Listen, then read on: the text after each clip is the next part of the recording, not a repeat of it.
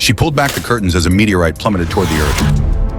The shockwave from the impact reached the top floor. As she crawled toward the bed to grab her phone, a second shockwave struck. She raced to the door, frantically slipping on her shoes. The entire building shook violently, threatening to collapse at any moment. She opened the door. Cracks spread across the walls. Grabbing her belongings, she fled outside. Neighbors rushed toward the elevator. She tried to stop them from taking the elevator, but no one paid her any mind. She turned, opened the door, and headed for the emergency exit. Shockwaves hit one after another.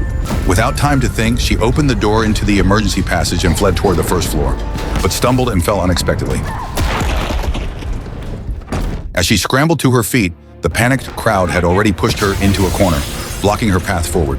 She changed course and headed upward. She escaped to the second floor balcony, climbed over the railing, and jumped down from the second floor, successfully escaping the building. She looked up as a meteor streaked overhead, the towering building behind her threatening collapse at any moment. She scanned her surroundings, unsure where to flee. A woman grabbed her arm, pleading for help to rescue a child trapped in a car. They strained with all their might to pull the door open, but it wouldn't budge. Her boyfriend arrived just in time, punching the window out with one blow and prying the door open. The child was saved. He took her hand and continued fleeing toward open ground. They reached the street just as a meteorite struck directly ahead. He pulled her around a wall to dodge the impact. Though they avoided the blast, she looked up to see the wall cracking and debris falling. Her boyfriend pushed her out of harm's way, but she was struck by a passing car and knocked to the ground. An elderly couple got out of their car to check on her injuries and placed her in the back seat.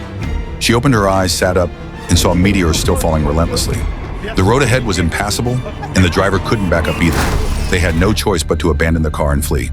She turned and ran toward a store. A shockwave struck, and she couldn't dodge it. She heard a sound and opened her eyes. It was her father, far away at the space station, using the satellite phone he'd hidden inside her toy bear. With his encouragement, she fought to stay conscious. A rescue dog arrived near her. Rescuers heard its howls and came to save her. She stepped onto the street, now a wasteland. Her father warned of a massive cargo ship drifting away from the port. If struck by a meteorite, it would incinerate half the city. Ignoring her father's protests, she headed toward the ship, determined to manually activate the fire suppression system and save the city.